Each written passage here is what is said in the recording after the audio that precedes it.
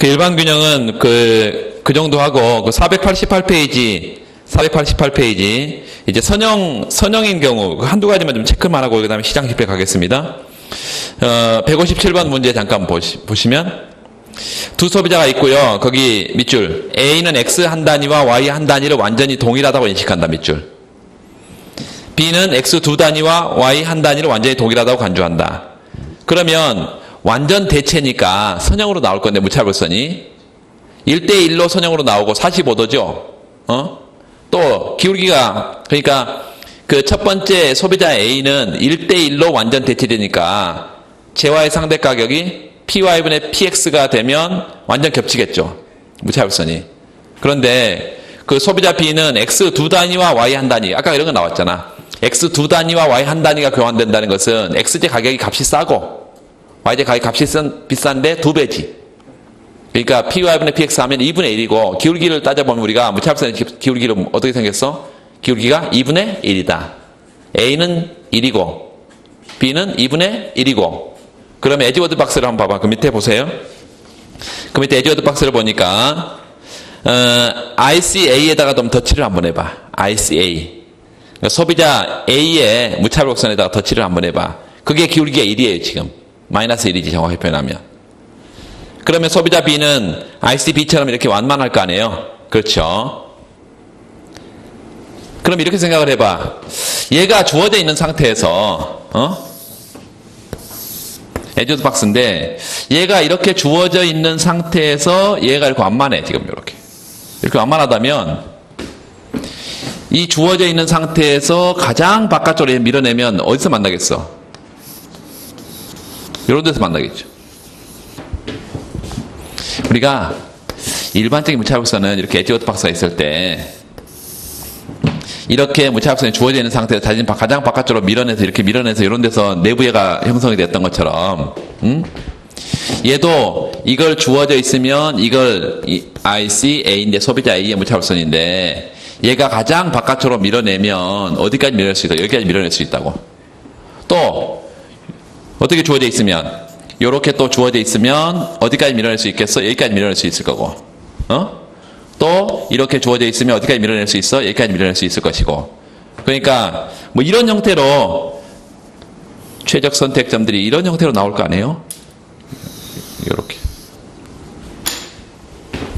이런 점들이 이제 다 만나는 점들이야. 두 소비자의 무차별선이 맞아떨어지는 점. 그 말은 한 소비자의 효용을 줄이지 않고는 다른 소비자의 효용을 늘릴 수 없는 상태. 이게 파레토 최적 상태지. 그러니까 코너에서 형성되는 코너에서 그거 알아두시면 되겠어. 코너에서. 그래서 그 489페이지 오른쪽 보면 설문의 무차별 곡선의 두 번째 줄에 직선이다.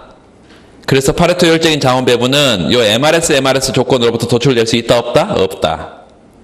에지워드 박스로부터 계약 곡선을 직접 도출해야 되고 방금 같이 하나를 잡아두고 다른 것을 최대한 바깥으로 밀어내는 상태로 이렇게 도출해야 된다 이것입니다. 이해되세요? 그 489페이지 오른쪽 단입니다. 오른쪽 단에 거기 설명 나와 있는 부분 그거 체크를 하시면 되겠어. 그래서 그래프 하나 있고 오른쪽에 있고 그 밑에 주어진 가정으로부터 밑줄 A의 무차별선은 기울기가 마이너스 1이고 B의 무차별선은 기울기가 마이너스 2분의 1이다. 그래서 효용 극대화점은 거기에서 B점이 될 거고 ICA 잡아두고 쭉 밀어낸 거예요. 그 에지워드 박스 코너까지 그 무차별선을 연결을 쭉 시켜놔요. 그래서 밀어내도록. 그렇게 하면 되겠고. 그 뒤에 후생경제 제1정리는 굳이 또 볼 필요 없겠죠. 앞에서 다 봤으니까. 넘어가겠습니다.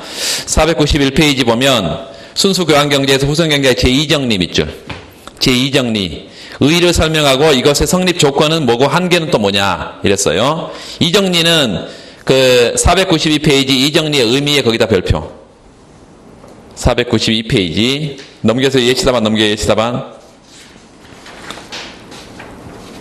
넘겨서 그 우측단에 로마자 3의 이 정리의 의미 거기 그거하고 그 다음 거 그것만 보시면 되겠습니다. 후생의 제2정리는 거기 의의에다 밑줄을 하나 그어놓고 먼저 일단 만약 파레토 효율적인 자원 배분이 주어졌대 이 배분을 일반 경쟁 균형이 되게 만드는 가격 체계가 존재하냐 아까 우리가 제너럴 이퀄리브리엄이 파레토 효율성을 달성한다? 이게 1정리니까 1정리 여기 성립하냐? 이게 2정리라고.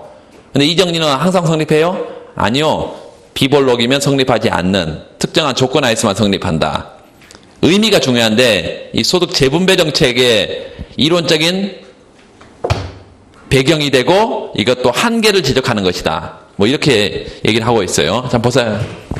먼저 후생의 제2정리는 첫 번째 의미는 이중선임 책에 이게 소득 재분배 정책을 의미한다. 이 소득 재분배 정책의 이론적인 가능성, 그리고 재분배 정책을 할 때 가격 체계에 손질을 가해서는 안 된다라는 한계도 지적하고 있다. 이게 첫 번째 이정리의 해석이에요. 에듀워드 박스가 있고 소비자 A의 원점이고 소비자 B의 원점이다. X제는 X바만큼 있고 Y제는 Y바만큼 있다. 자, 계약 곡선이 이렇게 있다 합시다. 계약 곡선이 이렇게 있다. 그리고 초기 부전점을 이렇게 치우쳐서 한번 그려봐. 초기 부전점을 이니셜 인다우먼트 이거를 M점이라 하겠습니다. M점을 치우쳐서 그리고 M점을 지나는 이게 초기 부전점이에요. 이게 초기 부전인데 이 초기 부전점을 지나는 가격 체계를 하나 이렇게 그려보겠습니다. 그러면 아까 얘기했던 대로 이런 초기 부전하에 있으면 당사자들이 뭘 통해서? 자발적인 거래를 통해서 이런 자원 배분점을 찾아간다는 얘기예요. 그 말은 여기서 에듀워드 박스 안에 파레토 비효율적인 이런 상태에 크로스되어 있는 애가 여기 가서 이제 접할 때까지 서로 이제 교환을 통해서 파레토 효율적인 자원 배분점을 찾아간다는 게 무슨 정리? 1정리, 2정리? 1정리. 시장이 알아서 스스로 찾아간다. 이게 1정리야. 요렇게. 그런데 우리가 이 점을 이제 N점이라 그러면 N점은 소비자 A가 거의 대부분을 갖고 있고요. 소비자 B는 아주 적게 갖고 있는 소득 분배 쪽에서는 아주 불공평한 점이다. 라고 정부가 판단을 해서 이제 파레토 효율적인 그런 건 상관없이 공평성 문제를 치유하기 위해서 정부가 사회에 가장 바람직한 자원 배분점을 H라는 자원 배분점을 찾았다 이것입니다. 그러면 이 M점을 바로 H점으로 보내주는 것은 사실상 불가능하기 때문에 어떤 방법을 쓰냐? 여기 H점을 지나는 일반 균형 가격 체계가 있을 것이고 이 가격 체계 위에 한 점에만 올려놓을 수 있다면 이런 점을 이제 R점 그래서요. 이런 점에는 올려놓을 수 있다면 또 이 가격 체계를 따라서 시장이 알아서 스스로 이렇게 찾아갈 거란 얘기예요. 요건 뭐고? 요 노란색으로 표시한 건 1정리다 이것입니다. 시장이 알아서 스스로 찾아간다. 그런데 이 정리는 이런 일반 균형 가격 체계 위에 R점에 옮겨 놓을 수 있다. 소득 재분배 정책의 이론적인 가능성. 그럼 뭘 통해서 가능하냐? 여러분, 요 M점이나 N점은 소비자 A가 X제나 Y제를 굉장히 많이 갖고 있고, 그러니까 누구에게서 세금을 걷어서? 소비자 A에게서 세금을 걷어서 소비자 B에게 이전해주면 이게 이제 그 이전해줄 때 조세를 소비자 A에게 붙이고 소비자 B에게 이제 보조금을 주는 조세 및 보조금 제도라는 건데 이게 정액으로 이걸 럼썸 텍스, 럼썸 서브시디 이렇게 해요. 이 럼썸 정액이라는 것은 가격 체계의 왜곡을 가져오지 않는 조세 및 보조금이라는 거야. 응? 이런 걸 통해서 요 R점 위에만 올려두면 시장이 알아서 요 H점을 찾아간다 이런 것이. 이런 재분배 정책을 정부가 써야 된다. 이게 지금 이 정리의 의미다라고 이제 이중근 선생님이 얘기하고 있는데, 자 이거는 이제 어떤 한계가 있냐? 첫 번째는 요 지금 정액 조세 및 보조금이요. 첫 번째요. 정액 조세 및 보조금. 시장에 현실에 존재하는 조세나 보조금을 통해서 가격 체계의 왜곡을 가져오지 않는 조세 보조금 제도는 없다. 따라서 반드시 가격 체계의 왜곡을 가져온다는 게 첫 번째 한계고요. 두 번째는 정부가 정한 이 H라는 목표 자원 배분점, H라는 목표 자원 배분점이 사회적으로 가장 바람직하다는 보장이 어딨냐? 정부가 완전 정보하에 있는 경제 주체도 아닌데 어떻게 사회적으로 바람직하다는 이 H라는 자원 배분점을 찾을 수 있느냐 이거예요. 찾는 게 사실상 불가능하다 이것입니다. 세 번째, 설사 요 R점으로 올려놨다 하더라도 정부가 요 R점으로 올려놨다 하더라도 요 H점을 지가 못 찾아가면 어떻게 되겠냐. 찾아가려면 뭐가 성립해야 된다고요? 후생경제의 제1정리가 성립해야 된다고. 그 1정리는 어떤 조건에서 성립한다고? 시장이 완벽한 이상적인 조건을 갖추고 있어야지 1정리가 성립하고 이 파레토 효율적인 자원 배분점을 찾아간다고. 시장은 어떻다고요? 시장 실패의 요인이 상존한다. 따라서 1정리가 성립하지 않는 한 2정리는 의미를 상실한다 이것입니다. 그런데 이런 것보다도 더 본질적인 이제 반론을 제기하는 견해가 있어. 이만호 선생님인데요. 이만호 선생님이 이거는 2정리는 소득 분배하고는 상관없는 얘기다. 오히려 자원 배분의 효율성과 관련된 문제다. 이런 주장을 합니다. XY 두제와 평면이 있고 생산 가능곡선이 이렇게 있어. 생산 가능곡선이 뭐예요? 경제 내에 존재하는 생산 요소와 기술을 가장 효율적으로 생산 과정에 투입했을 때 생산 가능한 두제와의 궤적이에요. 이 생산 가능곡선상에 한 점에서 생산했다고 해봐. 얼마만큼? X바만큼 생산했어. Y바만큼 생산했어. 그러면 우리가 이런 에지워드 박스를 그려볼 수 있고 그 에지워드 박스는 뭐예요? 이제 생산의 효율성을 충족된 상태에서 생산을 했고 이거를 이제 소비자에게 최적으로 가장 효율적으로 교환을 하도록 하면 되겠어. 이런 점을 OA 원점이고요. 이런 점을 OB 원점에서 이렇게 해서 이렇게 뭘 그릴 수 있다? 계약곡선을 그릴 수 있습니다. 계약곡선. 이게 계약곡선은 소비 측면에서 파레토 효율적인 소비의 컨트랙트 커브야. 계약곡선이야. 자, 그렇다면 요 OB점이 있잖아요. 요 OB점. 요 B점을 지나는 뭘 그릴 수 있냐면 생산 가능곡선의 접선의 기울기를 하나 그려볼 수 있고 요 개념상 뭐예요? 이게 한계 전환율이죠. MRT XY 한계 전환율.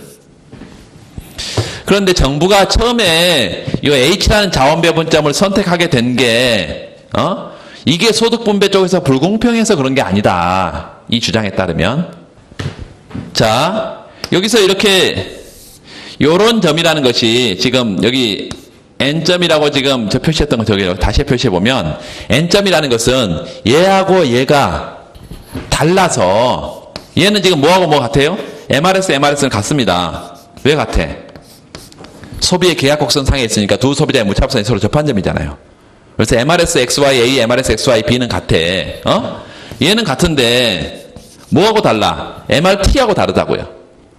그래서 교환의 효율성 조건은 충족하지만 종합적 효율성 조건은 충족을 못해.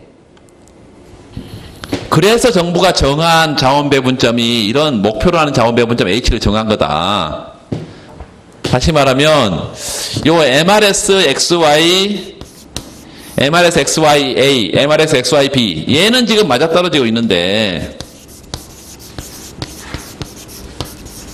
요 MRT하고 안 맞다 이것입니다. MRT하고 어떻게 안 맞아? MRT가 더 완만하고 MRS가 더 간판으로 이렇게 되네요.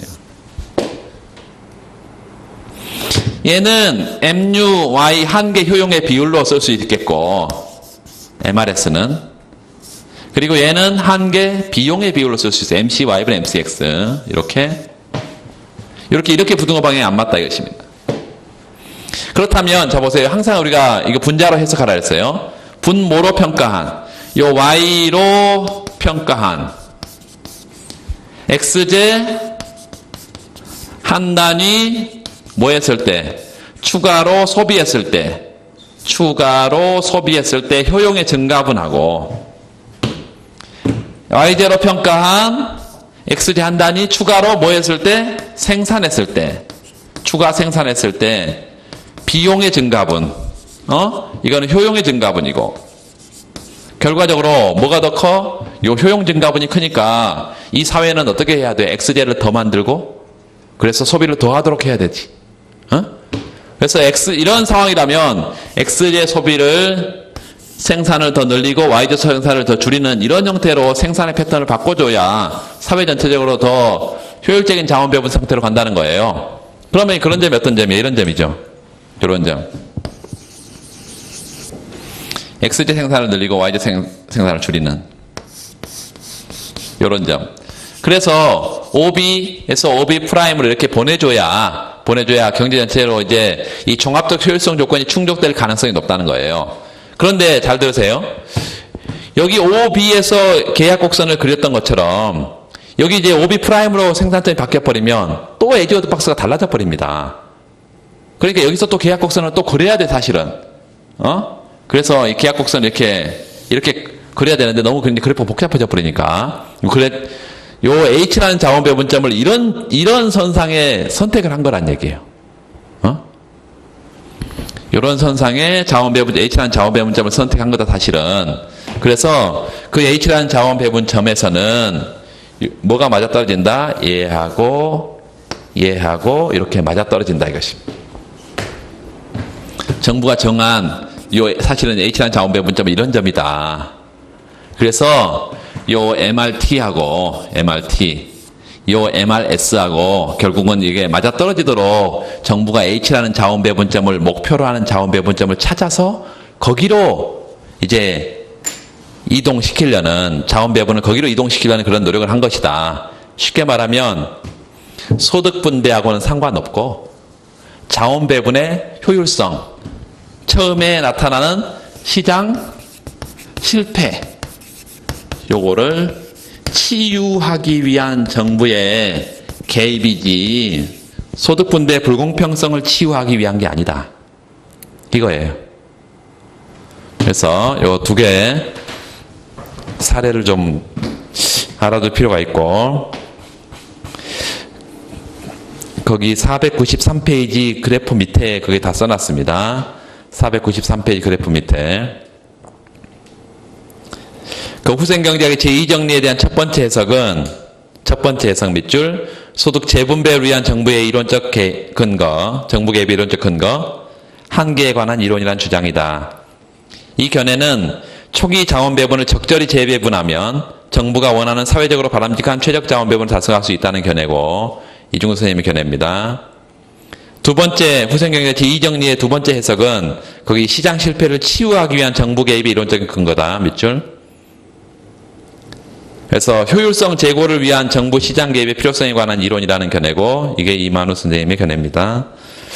자, 요 이정리의 한계들을 아까 제가 좀 얘기를 했어요. 일단 그 정보 제약은 항상 따라 나오는 것이고, 두 번째, 그 from to의 문제라는 것은 현실적으로 두 경제 주체 A, B가 여기에 지금 얘에게 누구에게? 소비자 A에게 조세를 붙이고 소비자 B에게 보조금을 준다. 이렇게 말하는데 현실에 수많은 사람들, 소비자들 중에 누가 A고 누가 B인지 판단하기가 어렵다, 이것이에요. 두 번째, 현실에는 여기 보세요. X, Y제를 소비자 A가 엄청 많이 갖고 있으니까 이걸 조세를 걷어서 소비자 B에게 줘라. 이런 얘기인데 현실에 X제가 어떤 제화고 Y제가 어떤 제화인지 알 수가 없다, 이거예요. 정부의 역할, 거기요. 정액조세, 정액보조금이라는 것은 현실에 존재하지 않습니다. 그래서 이 럼섬 텍스, 럼섬 서브시디라는 것은 현실에 존재하지 않기 때문에 조세나 보조금은 반드시 가격체계에 왜곡을 가져오고, 완벽한 이상적인 조건이라는 건 뭐예요? 아까 일정리의 기본 전제죠. 일정리의 기본 전제가 현실은 충족되지 않기 때문에 이 정리가 성립하지 않는다라는 거예요. 그 159번에 그 사회후생함수, 선형, 롤즈, 평등주의적 뭐 이런 거 있는데요. 그거 하고 그 뒤에 나오는 그 균등분배, 대등소득, 애킨슨 지수 이런 것들이 있는데, 뭐 재정학을 하는 사람들은 많이 했겠는데, 일반 행정을 하면 이 부분도 많이 안 하잖아요? 그 부분만 좀 봐두세요. 거기 그 495페이지에 애킨슨 지수의 개념, 균등분배, 대등소득,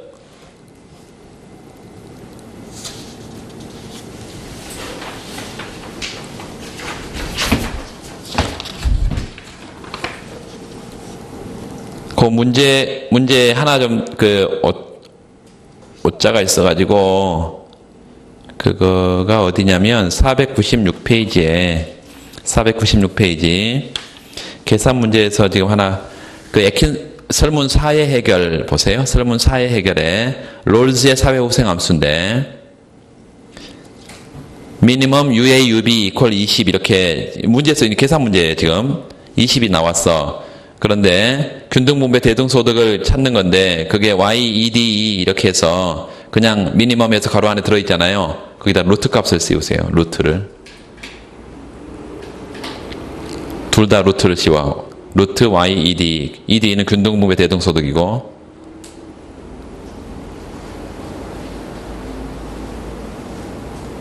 그게 20이 나왔다는 것은 YED가 얼마가 돼야 된다고? 400이 돼야 된다고. 그래서 그 밑에 400이라고 써져 있죠. 400이 돼야 돼요. 메다.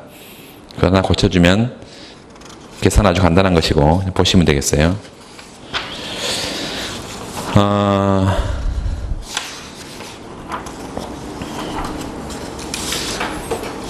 시장 실패 부분을 가겠습니다.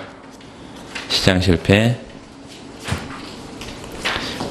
511페이지 간단하게 문제만 좀 체크하고 511페이지는 2011년 행정고시 나온 건데 시장이 최선이지만 만능이 아니다.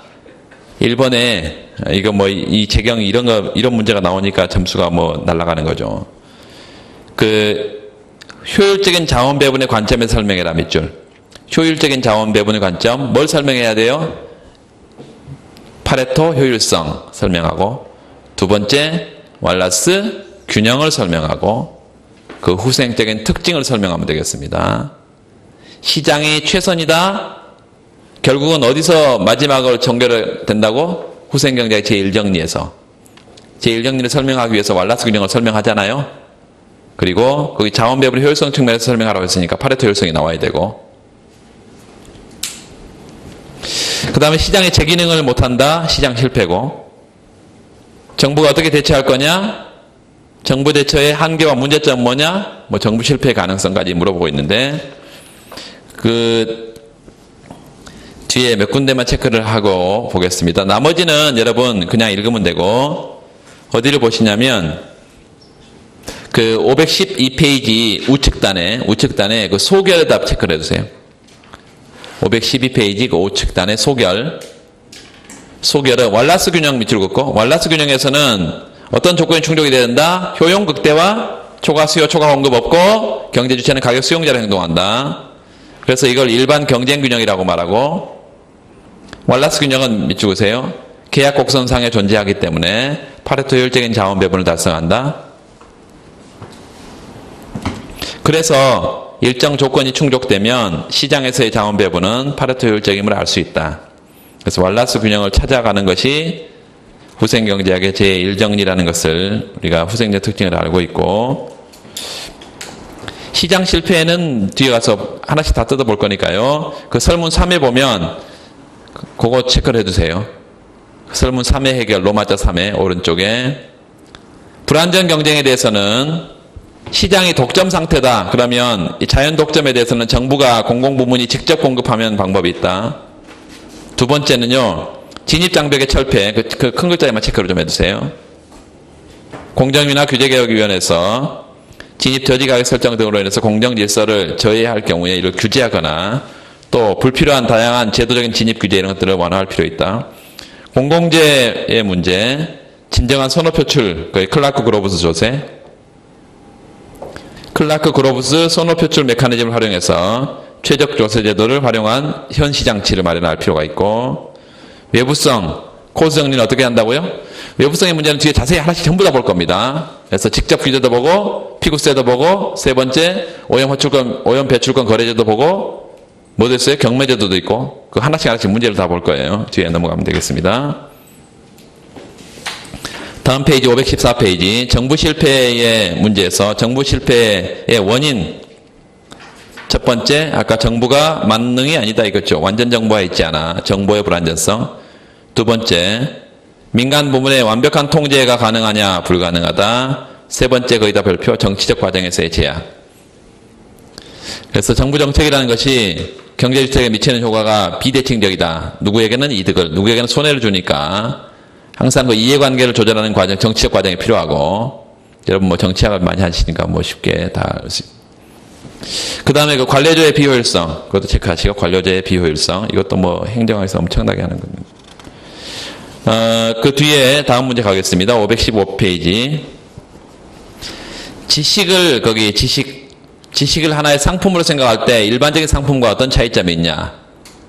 두 번째, 지식 생산에서 시장 실패는 어떤 거냐? 시장 실패를 해소하는 방안은 뭐냐? 자, 뒤에 넘어가서 몇 군데만 체크하겠습니다. 그 일반적인 상품과 비교해서 2번. 지식은 어떤 특징을 갖느냐? 거기다 몇 줄. 소비 과정에서 비경합적이고 비배제성을 갖는다. 그 비배제성이라는 것은 뭐 완벽한 비배제성이 아니라 일정한 비배제성, 세 번째 줄에 가면 일정한 비배제성을 갖는데 왜 이런 얘기를 해야 되냐? 지적재산권 확립 등을 통해서 상당한 지식의 배제가 가능하기 때문에 일정 정도의 배제 불가능성이 있다.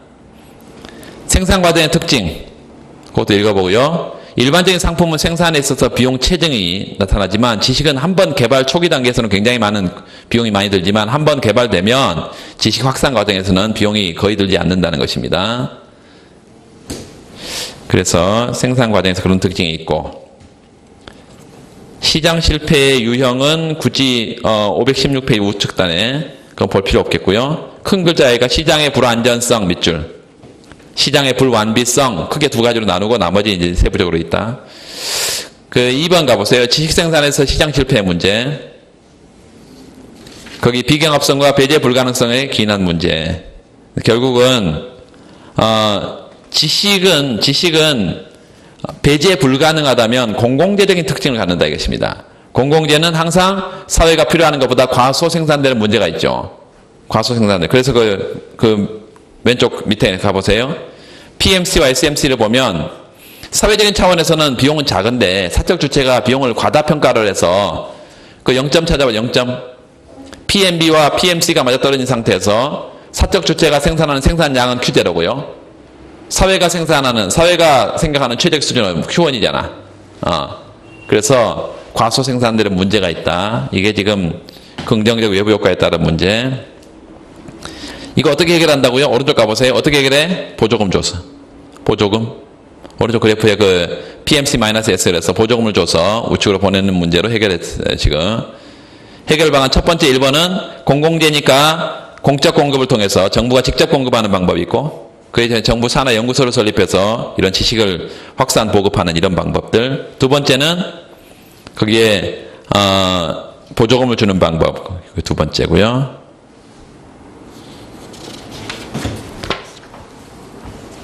나머지는 그냥 보시면 되겠습니다. 좀 넘기고 뒤쪽에 좀 구체적인 얘기를 좀 하겠습니다.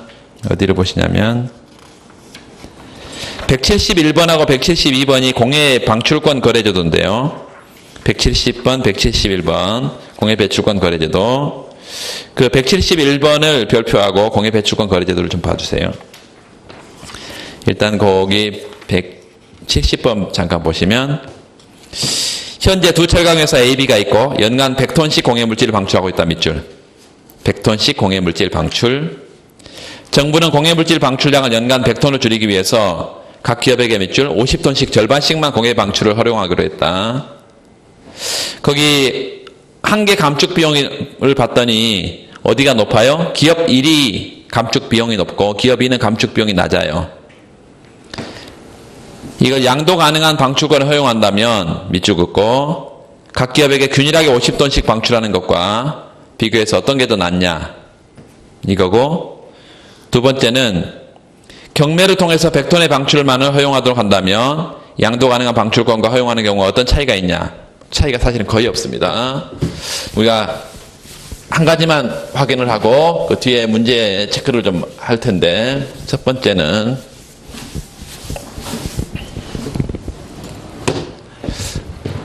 환경 문제에서 제일 중요한 건 뭐예요? 우리가 항상 환경이 오염이 유발이 되면 이게 사회가 부담하는 비용도 있고 이걸 이제 제거하기 위해서는 오염 정화 비용도 또 있기 때문에 총 비용을 최소화하는 게 제일 중요한 것이고 그래서 첫 번째 우리 생각할 것은 미니마이즈 총 비용을 최소화하는 거예요. 이 비용은 하나는 사회가 부담하는 비용 이걸 소셜 익스터널 코스트 이렇게 불러. 사회가 부담하는 비용 사회적 외부 비용 또 하나는요 오염물질을 정화하는 데 드는 비용이 있다고 정화 그래서 소셜 코스트 오브 어베이트먼트 이렇게 해서 얘는 사회적 외부 비용 사회적 무슨 비용? 정화 비용 이거를 이제 그 책에서는 지금 감축 비용 이렇게 불렀어 감축 비용 이걸 최소화하는 오염물질 방출 규모는 얼마냐 이게 관심이고 그래서 첫 번째는 요 first order condition은 목적 함수를 TC를 뭘로 미분해버리면 돼? Q로 미분해서 제로로 보내버리면 비용이 최소화되는 상태에서 오염물질 방출량이 나올 거예요. 요거 미분하면 뭐죠? Marginal External Cost, 한계 외부 비용. 이거 미분하면 뭐야? Marginal Cost of Abatement. 그래서 플러스 Marginal Cost of Abatement equal 제로.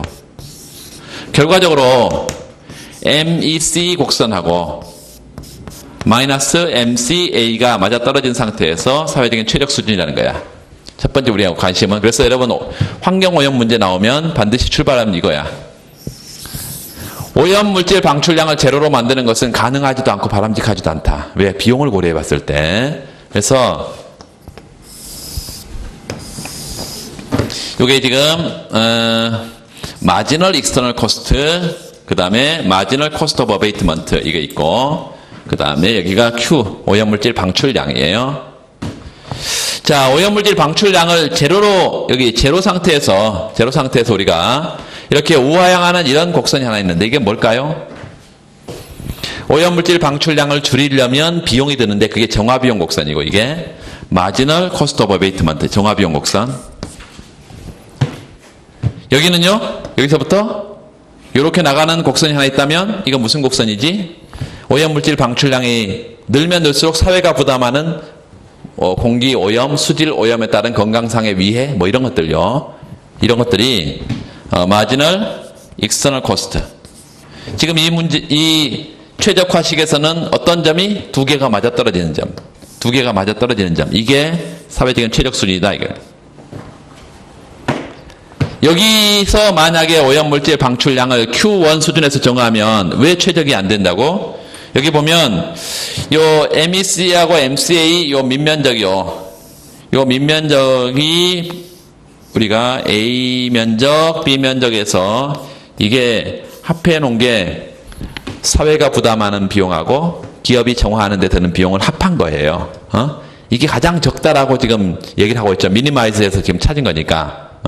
그런데 만약에 그 수준이 아니라 Q1 수준에서 오염물질 방출량을 정해버리면 요 정화비용은 요만큼 돼버리고 요 사회가 부담하는 비용은 요만큼 되니까 어디가 추가되는 거야? 이만큼 추가되는 거죠. 요 C 면적만큼 추가되는 거잖아. 만약에 이쪽에 해도 마찬가지예요. Q2 수준에서 오염물질 정화량을 정해도 민면적 얘는 뭐죠? 얘는 사회가 부담하는 비용. 얘는 정화비용. 합하니까 이만큼 추가가 되지. 그래서 어떤 경우에도 요 두 곡선에 크로스되는 점, 이 점에서 Q스타만큼 정하는 게 사회적으로 최적이다. 뭐 이런 얘기를 지금 한 거고, 두 번째는 지금 거기 나와 있는 게 이제 오염 배출권 거래제도라는 건데, 이렇게 최적의 수준을 달성하기 위해서는 최적 수준을 달성하는 방법들이 어떤 방법들이 있냐. 첫 번째 오염물질 방출량을 이제 오염 허가권을 정부가 주고 이걸 민간이 거래하도록 하는 방법인데 이게 지금 이렇게 봅시다. Q 있고 여기가 MCA Marginal Cost of Abatement 한계 정화 비용 혹은 한계 감축 비용인데 요 기업 1이 있고 기업 2가 있다. 하나는 이렇게 가파른 애가 있고 하나는 완만한 애가 있다. 이렇게. 이 점은 뭐야? 정화를 전혀 안 해버리니까 기업의 입장에서는 제일 좋은 점이죠. 이게 이윤 극대화 방출량 수준. 정화를 전혀 안 해버리니까 이게 가장 좋은 점이지, 이게. 기업의 입장에 비용이 전혀 안 들으니까. 그런데 이제 정화를 하게 되면 이만큼 비용이 드는데, 예컨대 기업 1의 비용 곡선이 이렇게 생겼고, 기업 2의 비용 곡선이 이렇게 생겼다고 한다면, 똑같은 오염물질을 정화하는 데 있어서 이 높이가, 이 기업 1이 훨씬 더 비용이 많이 들고, 기업 2는 비용이 적게 들고, 지금 이런 거죠. 근데 이게 만약에 100톤인데, 50톤씩 정부가 이렇게 50톤씩만 방출하도록 오염 허가권을 50톤만 줬어. 그렇다면, 이게 이제 사회적인 최적 수준이라고 생각하고 정부가 준 거죠. 사회적인 최적 수준이야. 정부가 직접 규제를 하게 되면, 보세요. 먼저, 욕수스타를 달성하는데, 첫 번째 방법은 직접적으로 규제하는 방법이 있어요. 직접 규제. 직접 규제하는 것은 어떤 거예요? 이 50톤만큼은 방출을 하도록 이제 방출하도록 하고 그 이상은 방출 못 하도록 하게 돼요. 그러면 이건 얼마나, 이만큼요? 이게 100톤인데, 50톤은 뭐 해야 돼? 정화해야 되지. 얘는 기업 2는 이만큼 정화비용이 들 것이고 기업 1은 얼마만큼 들어? 정화비용이 이만큼 들지. 요거 합한 것만큼 정화비용이 들죠. 그런데 이제 얘가 비용이 많이 들고 얘는 비용이 적게 드는데 얘는 오염허가권이 비용이 많이 들으니까 오염허가권이 필요하네고 얘는 별로 필요 없어. 자기 정화하는데 별로 비용이 안 들기 때문에 얘는 오염허가권의 매 각자가 되고 얘는 매 입자가 되고 사면서 최대 지불 의사를 표출할 것이고 얘는 최소한 받고자 하는 최소 수치 의사를 표시할 거고 그래서 그 사이에서 어딘가 요 사이에서 어딘가 시장의 균형 가격이 형성될 거라는 얘기입니다. 이만큼을 뭐 하고 얘는 정화를 더하고 얘는 이만큼 정화를 덜하고 이렇게 하겠죠. 그러면 기업 1의 입장에서는 요만큼의 정화 비용이 들고요. 요만큼 정화 비용이 들고 기업 2의 입장에서는 요만큼 정화 비용이 들겠죠. 요렇게. 결과적으로 누구의 입장에서는 기업 1의 입장에서는 요만큼 정화 비용을 지금 절감한 거고요. 기업 2의 입장에서는 얼마만큼 정화 비용을 절감한 거야? 이만큼 정화 비용을 절감한 거죠, 지금. 아니, 정화 비용을 더 들인 거죠. 그러면 이 크기가 A 면적, 요 크기가 B 면적 하면 A 면적이 항상 절감분이 B 면적보다 더 커서 A 면적이 B 면적보다 더 커서 자기의 정화 비용을 고려한 상태에서 이렇게 거래를 하기 때문에 반드시 비용이 절감이 된다. 뭐 이런 거고요. 이런 건데 그 다음번 문제는 이게 꼭 이 MCA 곡선이 이렇게만 생긴 건 아니라는 거예요. 수치를 주면. 조금 빠른가요? 그 강연에 다 나와 있으니까. 그 굳이 그렇게 막 노트 정리할 필요 없어. 머리에 넣어야 돼, 머리에. 그 뭐 인강 보는 사람들을 위해서. 그분들은 또 그분들이고.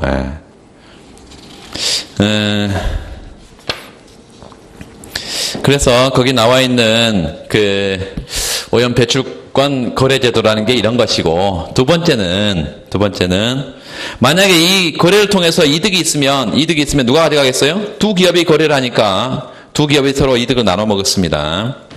경매제도라는 게 있어. 이게 직접 두 번째 오염 허가권 거래제도.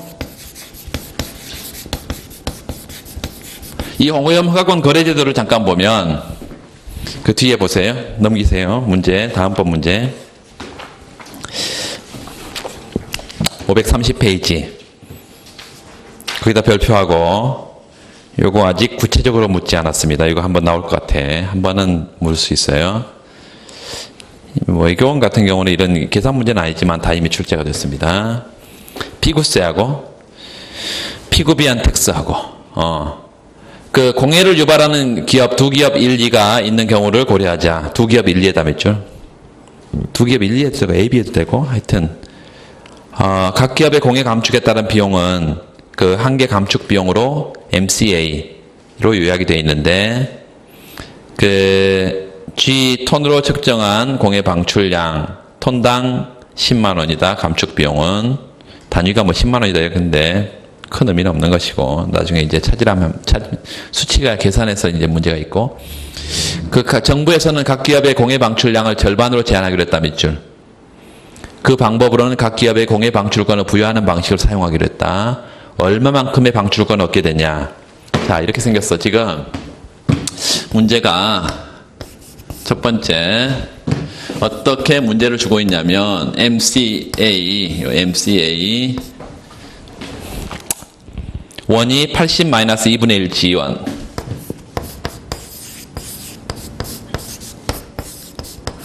이 공해물질 방출량에 대해서 지금 정화 비용이 이만큼 들고 기업 2는 MCA2가 90-4분의 3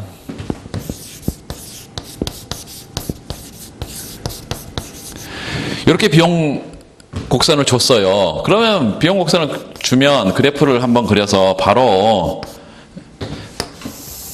한번 봅시다. 이 수직축에는 뭐고? MCA1, MCA2고 MCA 곡선들이 위에 수직축에 있을 것이고 MCA1, MCA2가 이 수평축에는요. 이 G값이 있겠죠. G값. 오염물질 방출량 G값이요. 이렇게. 자, 봅시다. 이 방금 뭐라 그랬냐면 이 MCA1이 기업 1의 정화비용 곡선인데 얘가 정화비용을 들이지 않고 다 방출해버리는 게 기업의 이윤극대화 방출량 수준이라 했죠. 이게 수평축에서 나올 거야. 수평축에. 이거 재료로 보내면 뭐가 나와야 돼? 160이 나와야 되죠? G1이 160이 나와야 되죠? 그래서 이게 160에서 출발하겠어. 얘는 얼마가 나와야 돼? 3분의 4니까 120에서 이렇게 출발하겠어요. 기울기는 얘가 2분의 1이고 4분의 3이니까 얘가 더 어떻게? 작고 얘는 크고 이렇게 나와야 돼. 그래서 얘가 이렇게 작고 얘는 크고 이렇게 나와야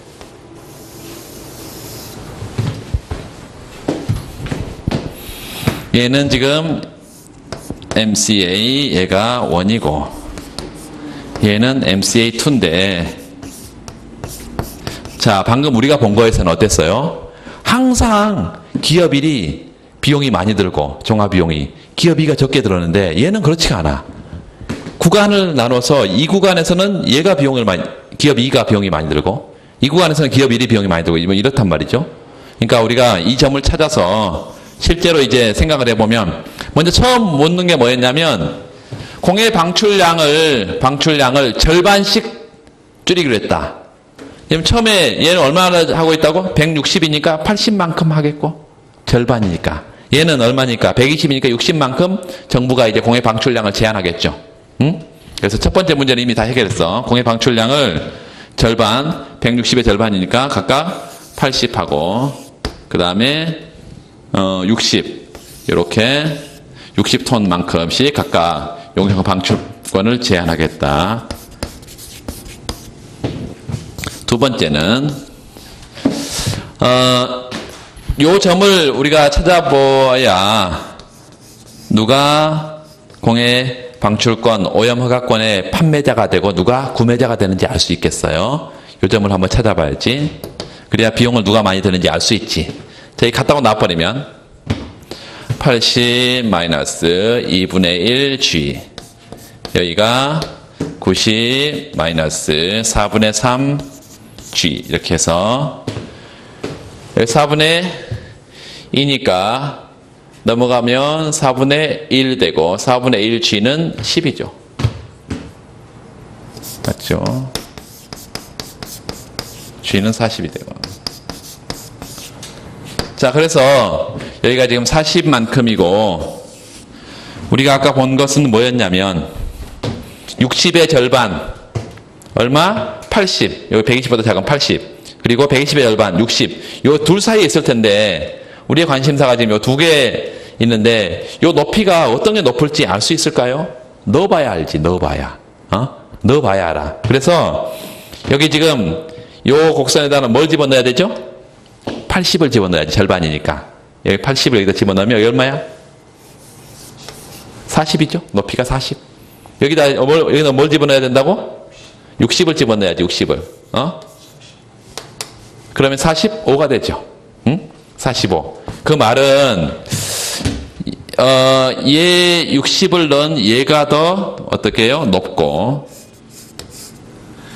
얘는 낮은 거지.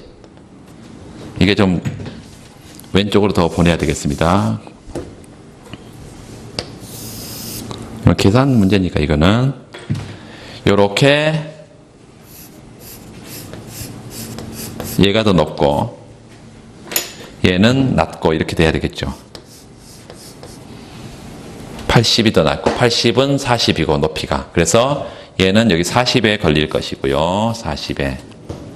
얘는 어디에 걸리고 45에 걸리게 돼요. 45에. 이렇게. 45고요. 여기는 40이고 이렇게. 그렇다면 이 자신이 지금 방출하는 오염물질 방출량 수준에서 얘는 60이고요. 얘는 80인데 각각의 오염물질 방출량 수준에서 정화비용은 누가 높아? 얘가 높아요. 얘가. 요 기업 2가 정화비용이 높아. 그러니까 얘를 오염허가권을 사야 되겠죠. 얘가 매입자일 거야. 오염허가권을 매입자. 그리고 최대한 내가 얼마나 줄지 최대 지불 의사를 결정할 거예요. 얘는 어떻게 매각자로 나설 것이고 이제 팔아. 이 구간에서는 내가 비용을 적게 들이니까. 그래서 팔 때 최소한 수치 의사를 최소 수치 의사를 제시할 거고 결국은 어디와 어디 사이에? 요 40과 45 사이에서 결정된다는 얘기지. 40과 45 사이에서. 근데 어떻게 지금 우리가 할 수 있을까요? 결국은 같아질 때까지 하겠지. 그래서 우리가 좀 그래프가 좀 이게 작게인데 잘 그려야 됩니다. 이렇게 같아질 때까지. 요런 점, 요런 점 같아질 때까지. 응? 이 높이가 같아질 때까지 이제 거래 규모를 정할 거예요. 요렇게. 그러니까 얘는 60보다 더 크고 얘는 80보다 더 작겠죠. 정화량이 여기서부터 시작해서 얘는 여기까지. 얘는 정화량이 여기서부터 시작해서 원래는 여기까지였는데 여기까지. 이렇게. 자, 그러면 이렇게 합시다. 세 번째는 우리가 그 수준이 얼마인지 알고 싶으니까 MCA1에다가는 원래 얘가 방출량 여기야. 80이었죠. 80. 여기다가 얼마를 빼야 되냐. 얘가 매각자로 나서니까. 그리고 MCA2 기업 2는 자신의 오염물질 방출량 60단위에다가 더 방출할 수 있겠죠. 이렇게 T 이렇게 플러스 T.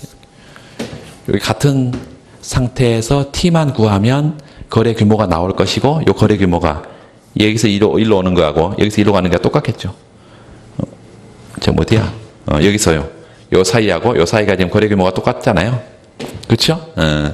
그래서 여기 집어넣으면 그대로 되겠습니다. MCA1에다가 요거 집어넣으면 80 마이너스 2분의 1 여기가 G값에다가 80 마이너스 T를 넣고 그 다음에 MCA2 여기다가 90 마이너스 요 4분의 3 여기다가 G2에다가 60 플러스 T 이렇게 계산하면 T가 얼마나 나온다고? T가 4가 나와요. 그럼 여기에 이제 높이가 똑같고 거래 규모들을 전부 다 찾아낼 수가 있겠습니다. 여기는 64가 되고 여기는 80에서 76이 되고 이렇게 정확히 그 면적들을 찾아낼 수 있겠죠. 그 계산은 이제 하면 됩니다. 그렇게 찾는 방법 하나하고 두 번째는 지금 이제 그렇게 거래를 한다는 것은 정화비용이 여기서 여기로 온다는 것은 정화비용이 지금 이 규모로 이제 바뀐다는 얘기죠. 이 정화비용하고 그리고 여기에 이 정화비용하고 두 개를 합한 거.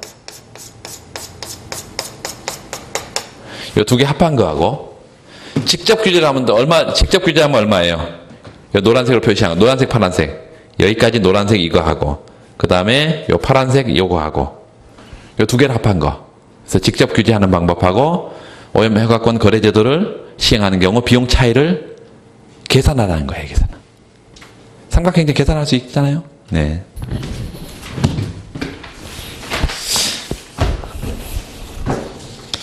그 하는 방법을 알아둬야 되겠습니다. 자, 됐고.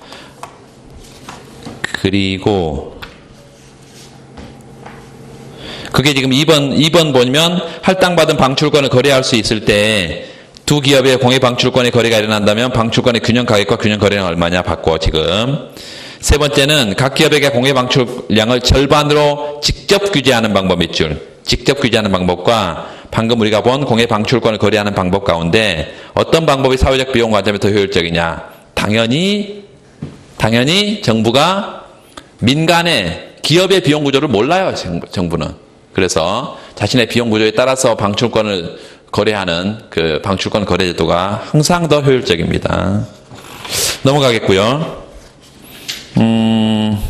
그 뒷문제 그냥 풀면 되고 그 536페이지 173번하고 그 다음에 그 뒤에 나와 있는 게 지금 코스 정리인데요.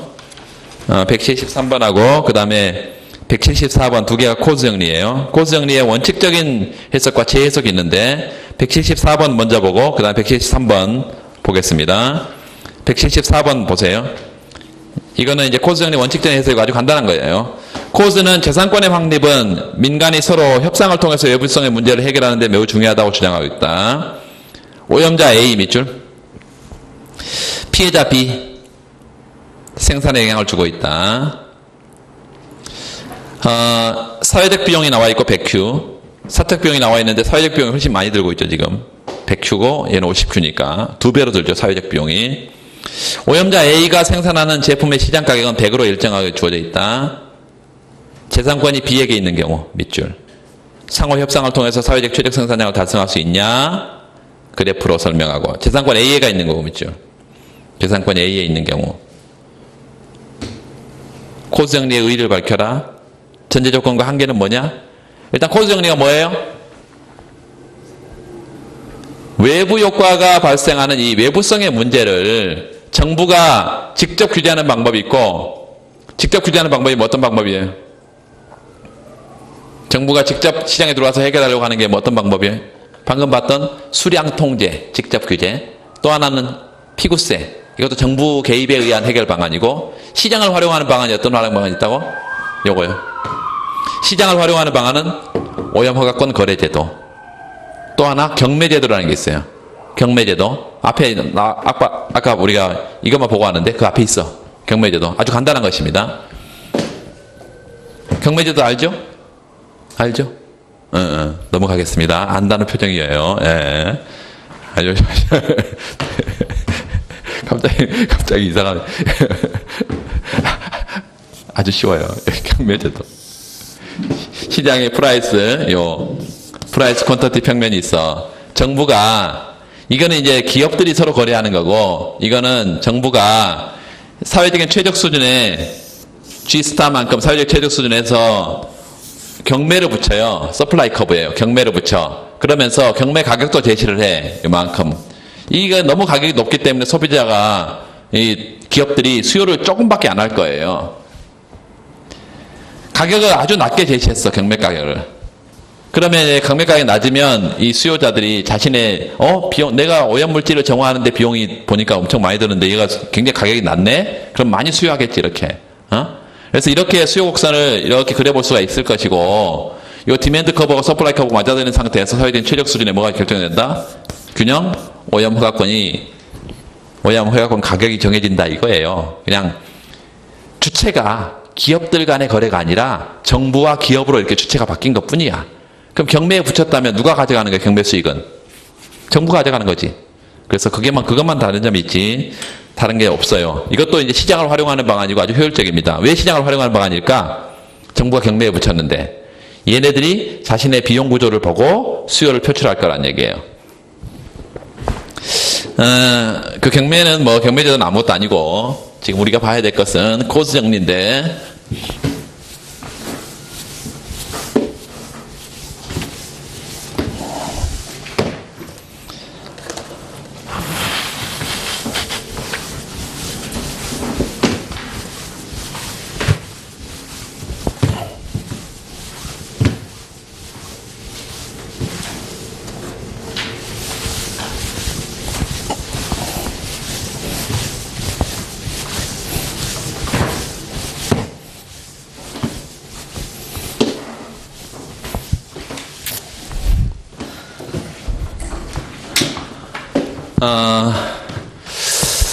첫 번째 지금 문제가 먼저 문제 정리를 좀 해보면 어떻게 정리가 되냐면 SMC하고 사회적 비용하고 PMC가 주어져 있는데 SMC는 100Q고 PMC는 50Q고 이렇게 주어져 있어요. 둘 다 지금 기업 A가 오염 유발자인데 얘는 100Q고 얘는 50Q고 이렇게 주어져 있어. 그리고 시장에 얘가 지금 생산하는 게 뭐 특별한 물건은 안 주어져 있죠? 철강인가? 뭐예요? 아무것도 안 주어졌어? 뭐 염색 옷이든지 뭐 철강이든지 하여튼 시장 균형 가격이 정해져 있는데 균형 가격이 얼마로? 100으로? 100으로 주어져 있다. 100으로. 자, 그러면 이 설문으로 이렇게 정리가 되면 그래프를 한번 그려볼 수 있겠죠. PMC, SMC가 이렇게 PMC, SMC, Q 평면에 기울기 하나는 50Q고 하나는 100Q고 SMC고 이게 얘가 PMC고 그리고 시장 가격이 뭘로 주어져 있다? 비슷한데 얘가 100으로 주어져 있다. 그러면 사적 주체는 요 PMC하고 요 P스타 P equal MC인데 요 사적 주체는 자신의 이윤 극대화 생산량을 여기서 정할 건데 요게 얼마니까 50Q니까요. 50Q니까 Q가 얼마야 되겠어? 2이제 2. 얘는요 100Q니까 얘가 100이면 Q가 1이어야 되지. 이렇게. 자, 사적 주체가 지금 이 소유권이 누구에게 있다고 할 때, 요 기업 A에게 있다고 할 때, 기업 A는 자신의 이윤 극대화, 여기가 QC예요. 자신의 이윤 극대화 생산량을 생산할 거야, QC만큼. 그러면 아쉬운 애가 누구야? 마을 주민이라든가, 이게 한강 상류 하류면 하류의 뭐 양식업자라든가, 아쉬운 애가 어떤 제안을 해? 사회적인 체력 수준에 이걸 제안을 할 것이고, 이 제안을 하면, 이 제안이 받아들일 거냐, 뭐 이런 얘기를 지금 하는 거죠. 첫 번째는, 이 공간을 A, B, C, D 이렇게 나누어서, A, B, C, D 이렇게 나누어서,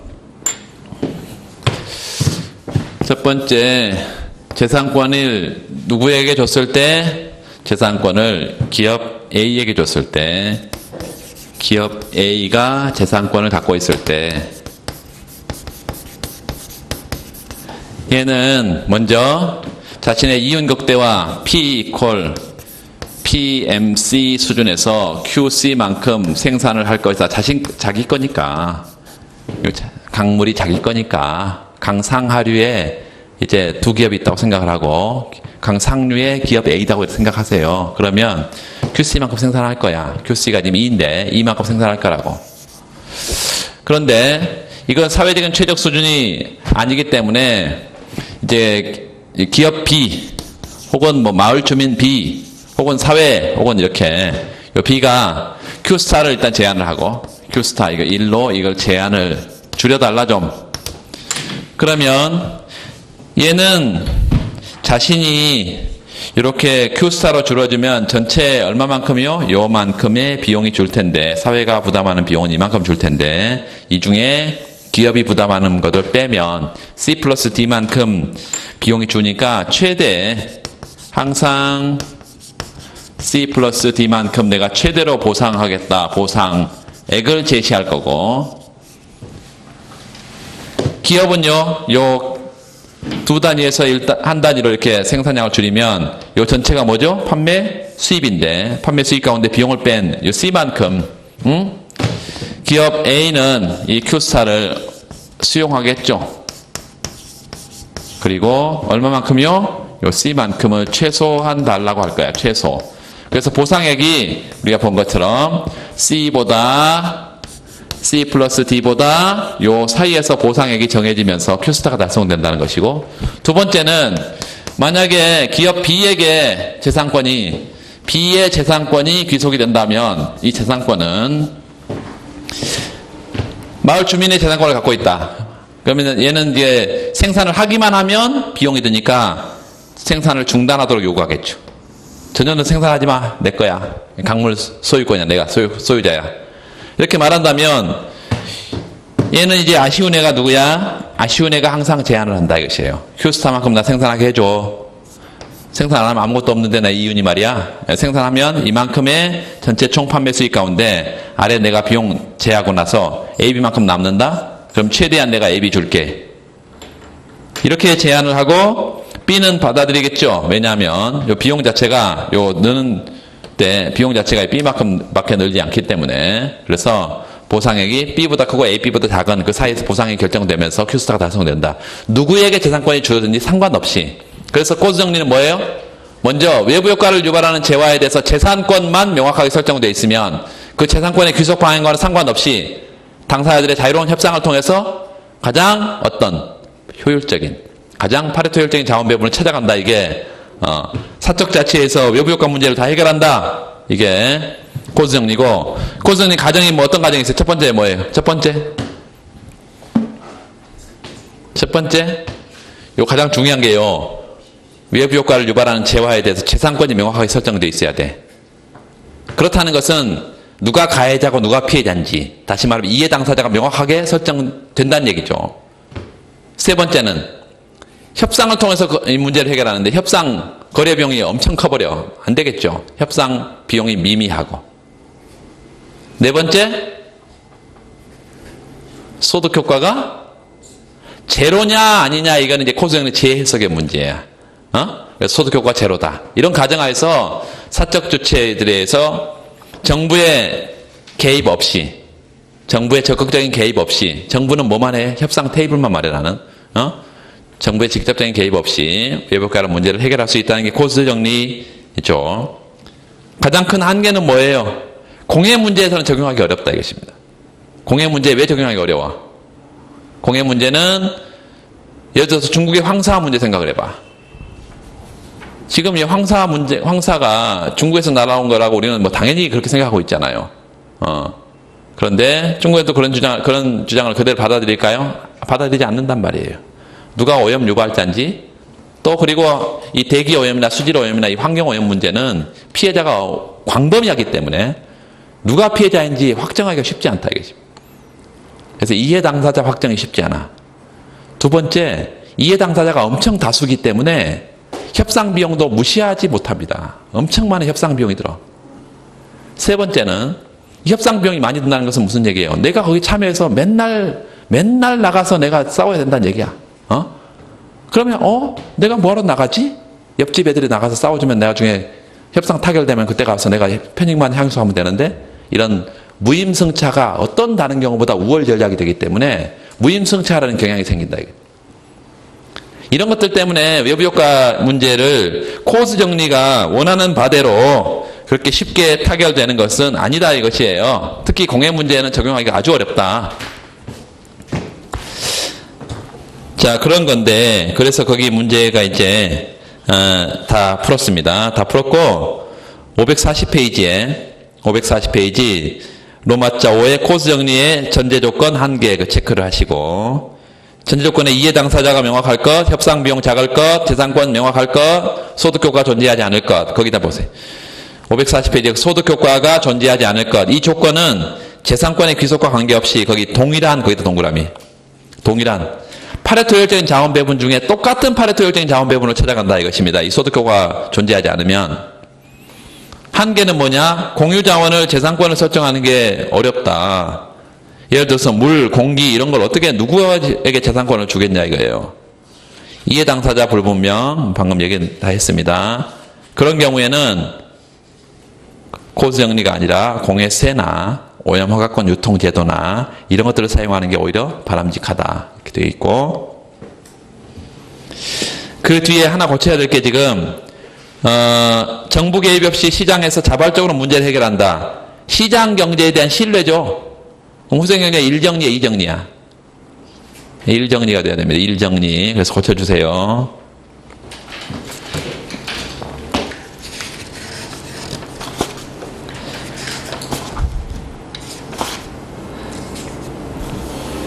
앞으로 오세요. 535페이지.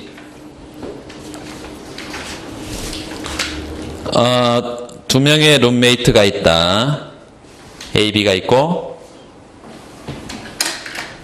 효용함수가 x, ma, x, y, mb 이렇게 있는데 x는 밑줄 흡연량이고 y는 맑은 공기 소비 수준이다.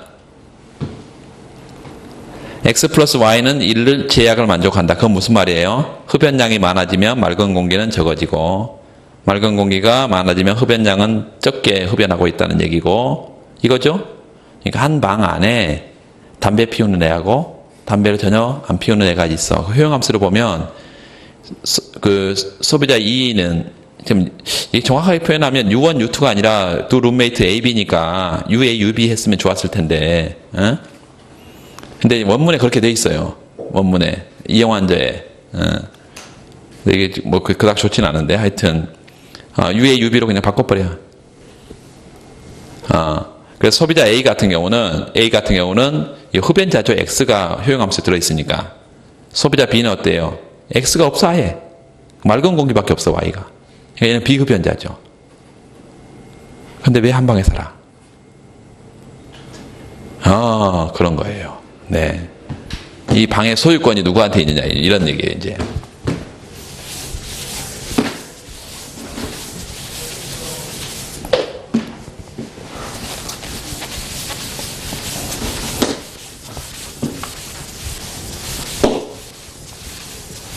첫 번째 문제 설문을 읽어보면 A, B에게 주어진 상황의 특징을 설명해라. 두 번째는 A, B가 협상을 통해서 몇 줄? 민간의 자발적인 협상을 통해서 효율적인 상태를 달성할 수 있는지 논해라. 그런데 X, Y 소비에 따른 소득 효과가 0이 아니다. 그 말은 무슨 얘기예요? 소득이 증가하든 감소하든 X제 소비량에 Y제 소비량에 영향을 못 준다고 하면 소득 효과가 0일 텐데 소득의 증가 감소가 XY 소비량에 영향을 준다는 거죠. 외부 효과를 유발하는 재화나 서비스에 영향을 준다는 거야.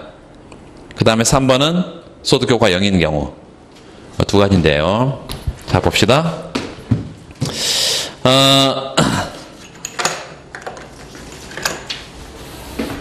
첫 번째는 입실론 M X가 0이 아닌 경우.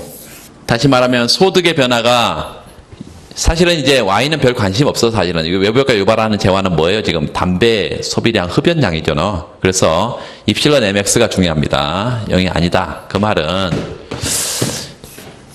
먼저 우리가 에지워드 박스로 한번 생각을 해보시면 여기 이제 소득 효과 0이냐 0이 아니냐는 에지워드 박스로 설명합니다. 먼저 우리가 소비자 A의 효용함수가 어떻게 생겼냐면 효용이 X하고 MA로 구성되어 있고 소비자 B의 효용함수는 어떻게 생겼어? Y하고 MB로 이렇게 자신의 소득 규모하고 얘는 흡연자니까 X예요. 얘는 비흡연자니까 Y의 영향을 받고 X 플러스 Y는 1로 정규화되어 있어. 그래서 여기 소비자 A의 원점 그렇고 여기 소비자 B의 원점이다 이렇게 해놓고 여기는 지금 소득이 근데 소득 전체는 소비자 A가 갖고 있는 것과 소비자 B가 갖고 있는 건 물론 합이겠죠. 그리고 X 플러스 Y는 1로 정규화되어 있어. 그 말은 무슨 얘기냐면 얘가 소비자 A가 X제 소비량을 늘리면 늘릴수록 방에서는 담배를 많이 피우면 맑은 공기는 점점 줄어든다 이런 얘기입니다. 여기 X 소비자 A의 X 소비량 이렇게 쭉 갈 것이고 얘는 이 아래로 떨어진다는 게 어떤 의미예요? Y제 소비량인데 소비자 B의 Y제 소비량이 점점 느는 거지. 자, 이런 한 점을 우리가 생각해 보면 이런 점에서는 예컨대 A점이야. A점은 요 소비자 A 흡연자의 흡연권이 100% 보장된 상태죠. 얘가 1이고 얘는 Y는 0이니까 완전 굴뚝이지 이제 이 안에서는. 죄송해요.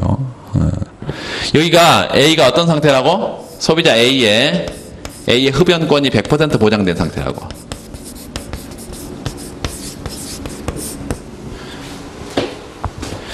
그러면 B가 아쉬우니까 내가 좀 너가 전부 다 네 건데 내가 월 10,000원이라도 10,000원 너무 심했나? 월 50,000원이라도 내가 줄게. 내가 좀 줄 테니까 좀 담배 좀 적게 피워줘. 이렇게 한다면 거래가 이루어진다는 얘기예요. 이렇게 가격선이 만약에 있다고 하면 이만큼 너 뭘 줄여주면, 흡연을 줄여주면 내가 이만큼 돈 줄게, 이 얘기죠. 그러면 초기 상태는 어떤 상태야? 초기 상태는 비효율적인 자원 배분 상태고, 얘네들이 거래를 통해서 가는 점은 이렇게 한 소비자의 효용을 줄이지 않고는 다른 소비자의 효용을 늘릴 수 없는 파레토 효율적인 자원 배분 때문에 서로 둘이 협상을 통해서 가겠죠.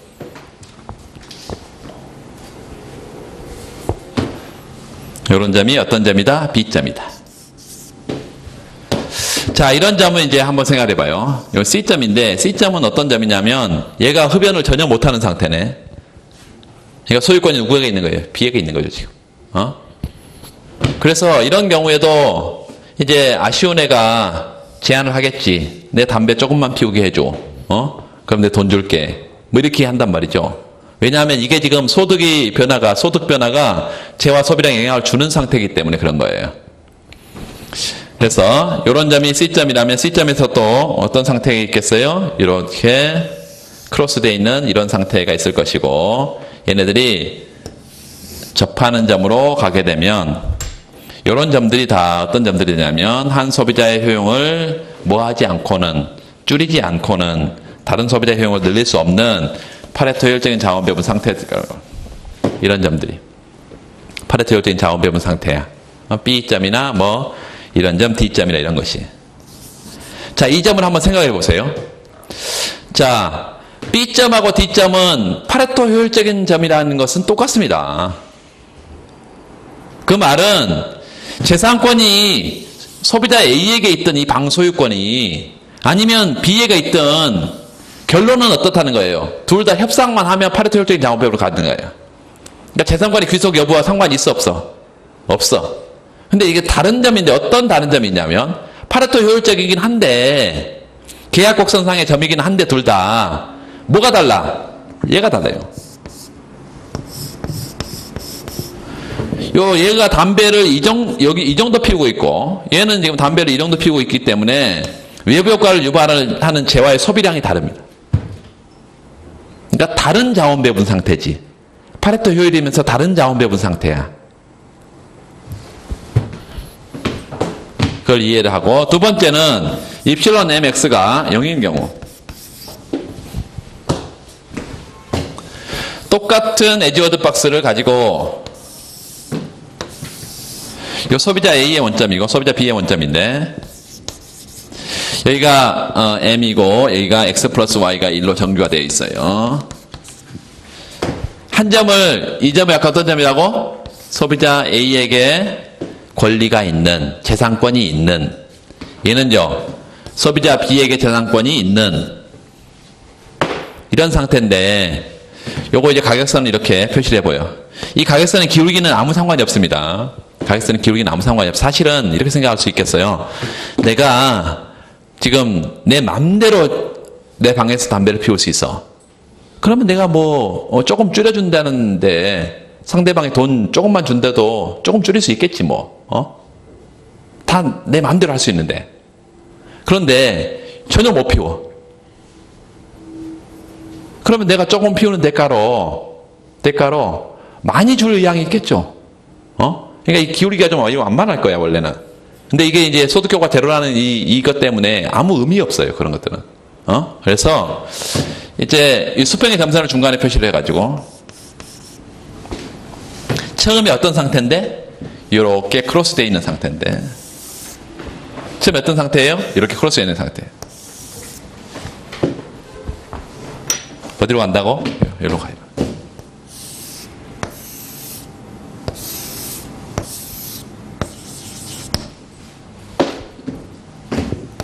요런 점 B점, 요런 점 D점, 이렇게 수평의 선상에 있어야 된다. 자, 그래서 계약 곡선을 그려보면 이렇게 그려집니다. 이렇게 그리죠. 그 말은 요 두 점이 파레토 효율적인 자원 배분점이면서 동시에 X의 소비량이 똑같다는 거야. X의 소비량이 똑같아. 이런 것들을 동일한 파레토 효율적인 자원 배분이라 이렇게 부른다. 동일한 파레토 효율적인 자원 배분점. 소득 효과가, 자 보세요. 소득이 요점에서와 요점에서 소득 규모가 다르잖아. 이 점에서라면 소비자 A는 이것밖에 소득이 없고요. 소비자 B는 이렇게 소득이 많잖아. 만약에 이 점이라면 소비자 A는 이렇게 소득이 많고 소비자 B는 이렇게 소득이 적잖아. 이렇게 소득이 많든 적든 X의 소비량이 똑같다니까. 이게 소득 효과가 제로라는 그런 의미고, 코스 정리가 이제 여러분 잘 들으세요. 이중근 선생님 책에 보면 이제 코스 정리를 원칙적인 해석과 지혜 해석이 있습니다. 원칙적인 해석은 뭐냐면, 코스가 진정으로 의도했던 바가, 코스가 24살인가요? 24살인가 이 코스 정리 요 논문을 발표하고 나중에 이걸로 노벨상을 탑니다. 24살. 여러분 비슷한 나이에. 근데 그 이후로 수많은 학자들이 정말로 코스가 의도했던 바가 뭐냐, 아직까지도 논란이 붙어 있단 말이죠. 정말로 원했던 것은, 코스 정리는 얘가 소득 효과가 제로냐 제로가 아니냐 이거 아무 상관없이 파레토 효율적인 자원 배분을 달성하는 게 중요하다고 생각을 했다. 이렇게 파레토 효율적인 자원 배분을 찾아간다는 게 중요하다. 이게 코스 정리를 넓게 봐야 된다. 이런 견해가 있고, 아니야, 코스가 정말로 의도했던 것은 소득 효과가 0이라는 가정을 둬가지고 똑같은 파레토 효율적인 자원 배분을 찾아간다라고 주장했던 거야 라는 견해가 있다. 그래서 이게 파레토 효율이 넓은 거예요? 아니면 똑같은 파레토 효율이 넓은 거예요? 파레토 효율 중에 똑같은 파레토 효율이 있잖아요. 그래서 이건 좁은 의미의 코스 정리의 재해석이고, 이게 원칙적인 의미의 원칙적인 해석이다. 그래서 넓은 의미로 코스 정리를 이해하고 있는 대표적인 분이 여러분 잘 아는 이중근 선생님이 넓은 의미로 광의로 이렇게 해석을 하고 있습니다.